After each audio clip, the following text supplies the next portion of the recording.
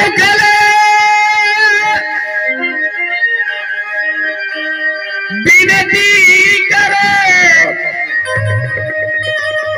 प्रभु लज्जया बतलो अब गुण में बहुत कियो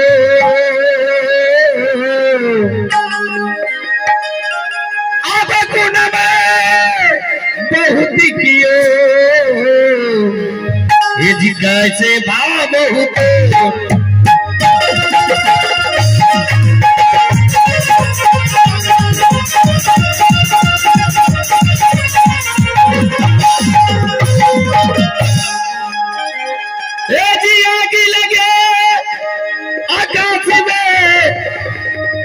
ए जी झरझर गिरे अंगारे ए जी आग लगे आकाश में ए जी झरझर गिरे अंगारे साधे नहीं रहता इस जग में साधु नहीं रहता इस जग में ये जी जल जाता संसार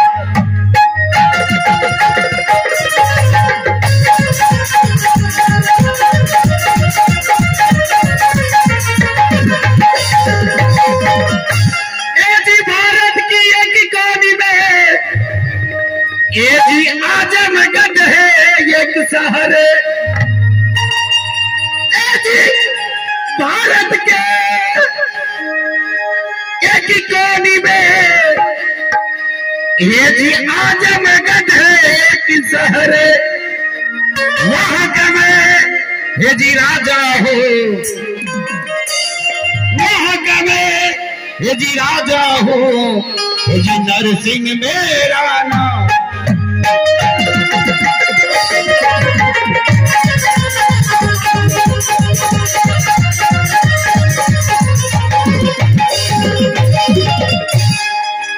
मैं आजमगढ़ के रहने वाला मेरा नाम नरसिंह है क्योंकि इस दरबार में मुंशी दीवान सारे दरबारियों जब मैं दरबार में प्रवेश करता हूं तो एक तो भी ना दरबार है न मुंशी दीवान मुझे दिखाई देता है। ठीक है, सबसे पहले मैं दरबारियों को बुला करके और अपने आजमगढ़ का समाचार में पूछ लूंगा कि द्वारपाल सबसे पहले मेरे आजमगढ़ का समाचार कहो कि कैसा है। मैं दरबारियों को बुला करके और मैं उनसे कुछ बातें मैं अवश्य करूंगा।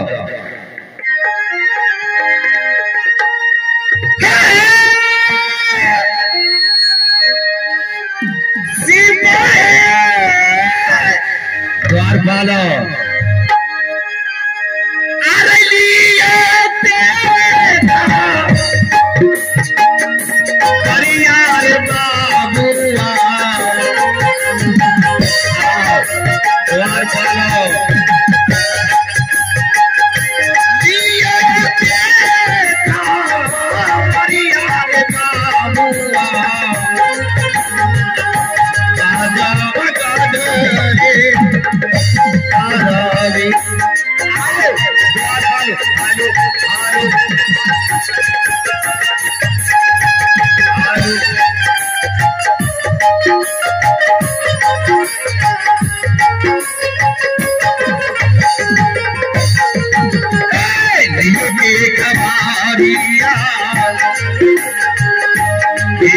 सिपाहिया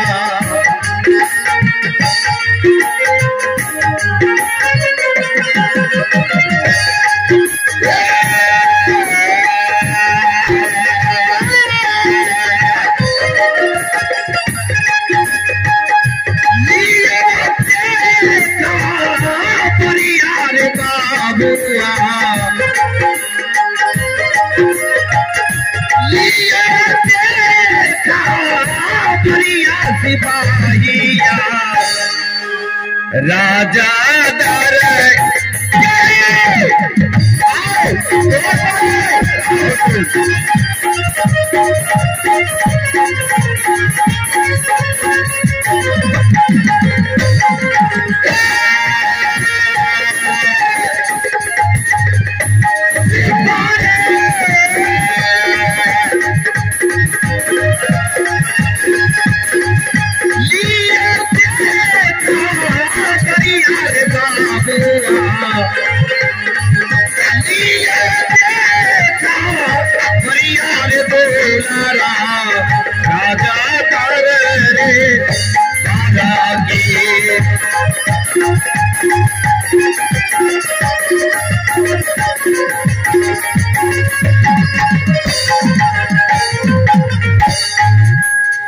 प्रणाम महाराज, प्रणाम। खुश रहो सिपाहियों। महाराज आज वहीं से रात दरबार में आया तो जितने भी मुंशी दीवान सारे दरबारियों ये रात दरबार को छोड़ करके तुम लोग कहीं घूमने के लिए चले जाते हो? नहीं महाराज, हम घूमने के लिए कहाँ जाएंगे महाराज। अच्छा महाराज, हम लोग तो अपने अपने काम में व्यस्त रहते हैं। क्यों नहीं? और जब महाराज आप आते हैं तो अपने काम पे रहते हैं। तो ठीक है, आज मैं देख रहा हूँ कि तुम लोग अभी तक सिंहासन नहीं लगाए हो। क्यों? क्या कारण है? लग गया महाराज। हे द्वारपालो, सबसे पहले अपने आजमगढ़ की समाचार कहो कि कैसा है। महाराज आजमगढ़ का समाचार तो बहुत बढ़िया है महाराज। हाँ महाराज, लेकिन महाराज क्या? एक बात से तो मुझे बहुत दुख होता है महाराज। बोलो। आजमगढ़ के हर कोने कोने खुशियां ही लोग मनाते हैं महाराज, लेकिन आज एक आंगन में मैंने देखा महाराज कि बधाई मांगने वाले बधाइयां मांग रहे थे। तो हमने जाकर उनसे पूछा कि भाई यहाँ पे किसी का गुणगान हो रहा है। अच्छा, तो जानते हैं महाराज जो क्या बोले? कहता है आप नहीं जानते हैं, इन घर में जो लड़का हुआ है इसलिए सब बधाई गा रहे हैं। महाराज वहां तो मैं बहुत दुखी हो करके वहां से आ गया महाराज कि काश हमारे राज दरबार में भी कहीं बधाई गाती कोई। हाँ महाराज, हे सिपाही महाराज ये भी बात तूने सच कहा कि मुझे चौथा अवस्था बीत रहा है, एक तो सखा संतान नहीं हुआ जो आजमगढ़ में, अगर आज एक तो भी सखा संतान अगर रहता तो आज आजमगढ़ के खुशहाली ही दूसरा था। हाँ महाराज मैं तो दिन रात यही चिंतित में रहता हूँ कि हे परमात्मा, हे ईश्वर, मैं उस जन्म में कौन ऐसा चुप करके, कौन ऐसा गलती करके इस आजमगढ़ में आया कि मुझे चौथा अवस्था बीत रहा है, एक तो भी सखा संतान नहीं दिया। मुझ में ऐसा कौन गलती था? इससे अच्छा इस आजमगढ़ में अब मुझे जन्म नहीं देते, इससे अच्छा मर जाना भी वही अच्छा है। ये द्वारपालों, नहीं महाराज, इस बात से तो मैं भी बहुत बड़ा दुखी हूँ। महाराज आप ऐसा वाणी मत बोलिए महाराज। कि महाराज जो परमात्मा का लिखा होता है वो कोई मिट नहीं सकता है महाराज। हाँ महाराज, और अगर आपके भाग में सखा संतान होगा महाराज तो अब बस आपको प्राप्त होगा महाराज। ये द्वारपालों, महाराज ये बीती हुई कहानी के तुम याददाश्त दिलाते हो, क्योंकि जिसके पास सखा संतान नहीं है जिसके पास पुत्र नहीं है, तुम तो उनसे जाकर पूछो कि उसका बदन, उसका शरीर पर क्या बीतता होगा। तुम लोग तो ये दर्द को नहीं जान पाओगे। महाराज, आपका दर्द हमसे छुपा नहीं है महाराज।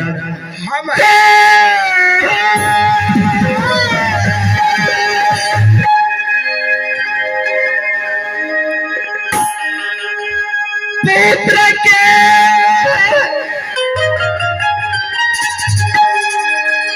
याद बाबुआ, महाराज अगर ऐसा बात आप बोलते तो खुशी हो जाते हैं। मेरे याद का माँ बहीर दुलारा,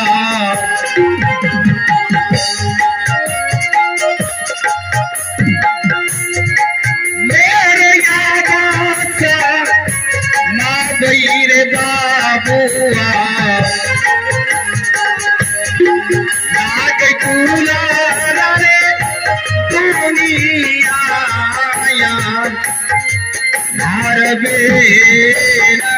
रे बाबुआ। अगर आज मुझे भी पुत्र रहता तो ये आजमगढ़ में खुशहाली ही मचता।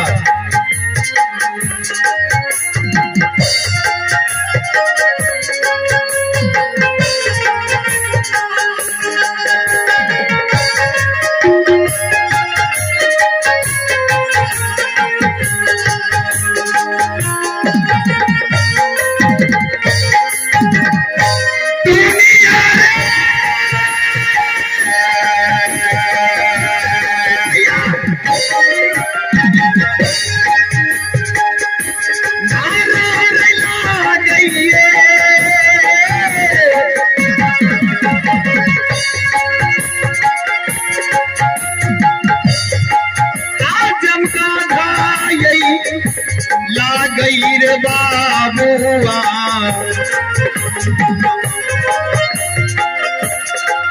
आजम गाना यही ला गई रे दुलारा, बाबुआ रे दुनिया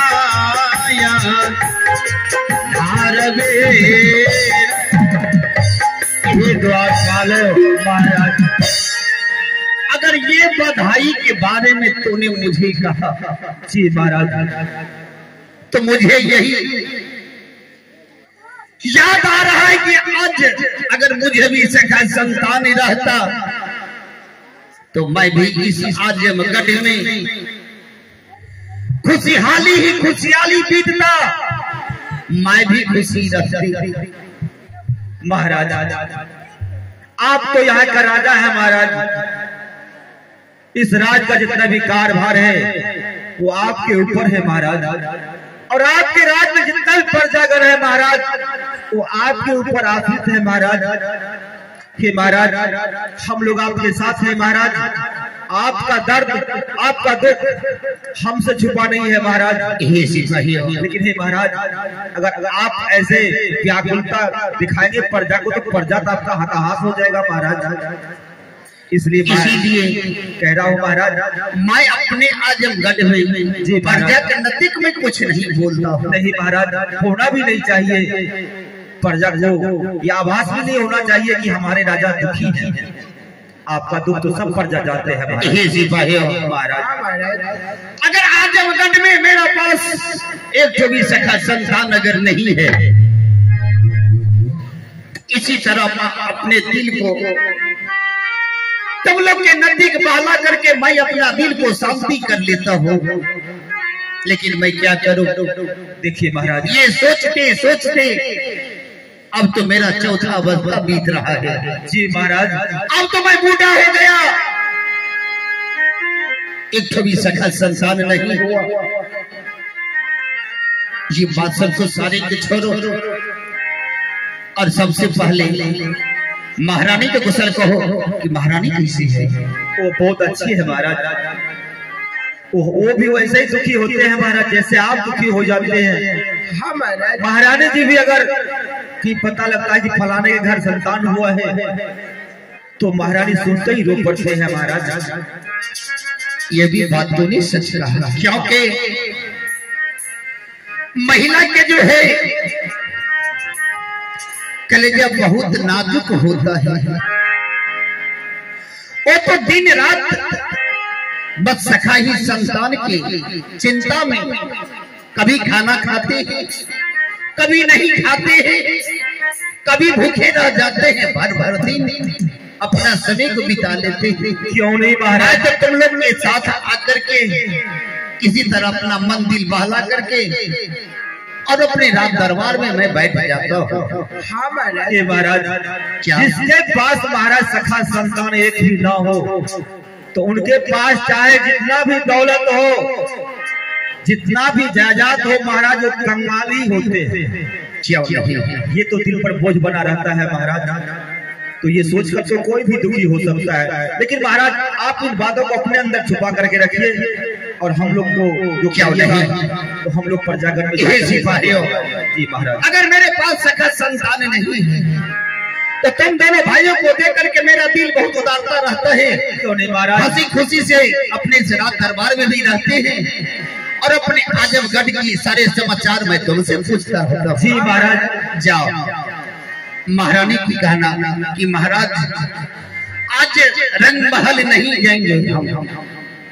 महारानी के जाकर कहना कि महाराज रात दरबार में बुलाते हैं। ठीक है महाराज, मैं अभी जाके महारानी को सूचना दे देता हूँ महाराज।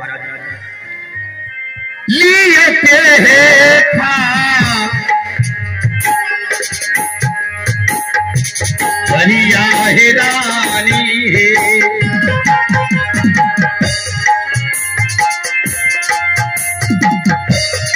राजदारा है कर के रानिया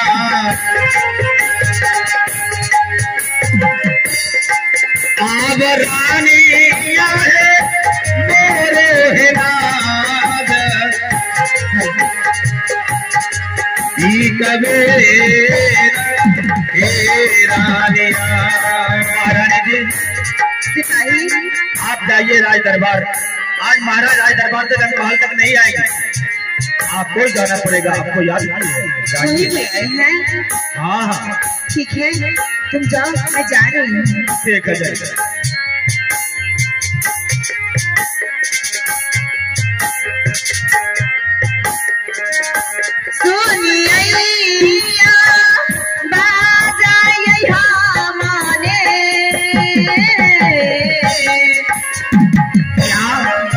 ये महारानी की आवाज है।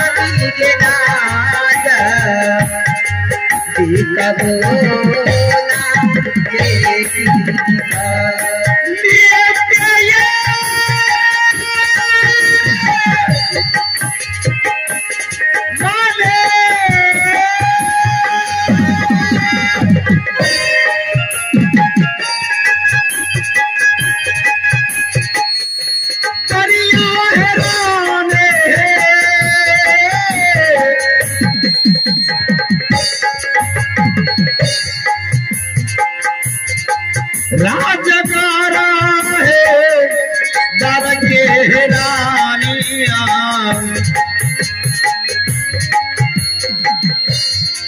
राजदारा यही दर के ये रानी ये आब रानिया मोरे है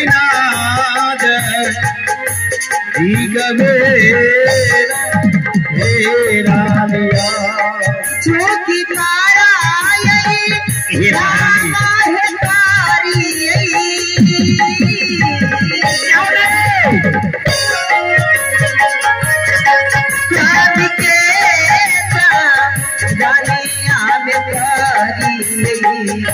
नहीं, क्यों नहीं?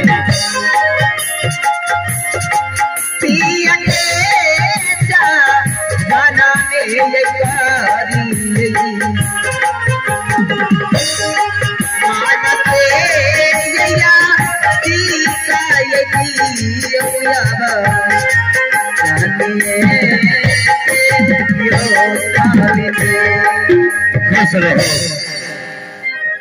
स्वामी। हे महारानी, क्या आज महल के अंदर आए नहीं और सिपाही के द्वारा सूचना भेजी यहाँ आने के लिए महाराज? क्योंकि आज मैं बहुत बड़ा इतना जोरों से ये मेरा शरीर दर्द कर रहा है, क्योंकि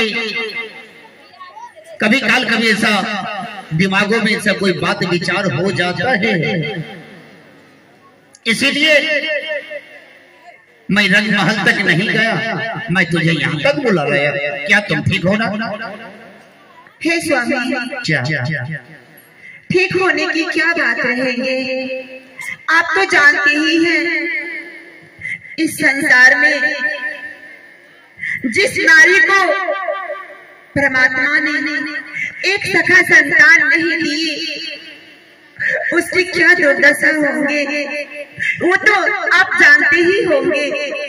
जो आज चौथी अवस्था बीत रही है, एक भी सखा संतान नहीं हुआ। मुझसे छोटी बहन एक है, परमात्मा ने उसे एक संतान दी, लेकिन हम दो पति पत्नी को विधाता ने एक भी सखा संतान नहीं दी। हे महारानी, मैं भी तो यही दिन रात सोचता रहता हूँ कि अगर मेरे पास पुत्र नहीं है तो हमसे छोटा भाई जो दरोगी है, मैं तो यही सोचता हूँ कि वही मेरा पुत्र है। जो भी तरह की दिक्कत होगा तो मेरा छोटा भाई दरोगी सारे चीजों देखभाल करेंगे। तुम कभी अपना दिमाग में इतना टेंशन लेने का जरूरी नहीं करो, ठीक है? हे स्वामी, बोलो। कैसे नहीं चिंता होंगे, क्योंकि अगर मैं घर से बाहर निकलती हूँ तो पास पड़ोसन मुझे देख के मुंह फेर लेते हैं, कहते हैं अरे किस कलमुही का शकल देख लिया, किस बाज का शकल देख लिया, मेरा आज दिन खराब हो गया है। क्यों नहीं? इस बात को लेके एक कलंकित हो गई हूँ मैं, जो परमात्मा मेरा जन्म ही क्यों दिए। अगर एक सखा संतान नहीं दिए तो नारी की कोख में क्यों जन्म मुझे दिए। महारानी, अगर इस तरह तुम दिन रात अगर सोचती रहोगे तो तुझे बहुत बड़ा दिक्कत हो जाएंगे। इसीलिए ये सोचना कोई अच्छा बात नहीं है। जो भी परमात्मा ने लिख दिया होगा वो तो होना ही है। इसमें हम और तुझे क्या दुख है? इसमें कुछ चिंता करने का कोई जरूरी नहीं है। छोड़ो, सबसे पहले चलो अपने रंग महल थोड़ा देर आराम कर लेंगे, क्योंकि अगर कोई ऐसा बात यही सब सोचना मैं शुरू करता हूँ तो मुझे सर बहुत जोरों से दर्द करना शुरू हो जाते हैं। इसलिए इस बातों सबको छोड़ो और चलो। पता नहीं परमात्मा के घर में